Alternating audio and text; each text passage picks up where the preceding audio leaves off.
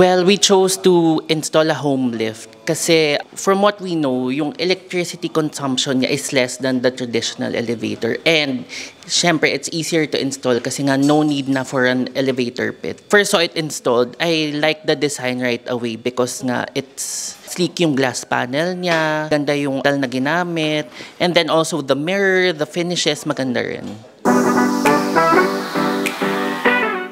From what I remember, yes, na umabot naman siya sa deadline ng bahay. So, yes. Okay naman yung installation team. They're very approachable and whatever questions we had, they answered it naman professionally. Yes, I would recommend kasi from the others that I've tested, I think kayo yung pinakamaganda yung after sales na support and anytime nagme-message ako kay Miss Jill, sumasagot agad.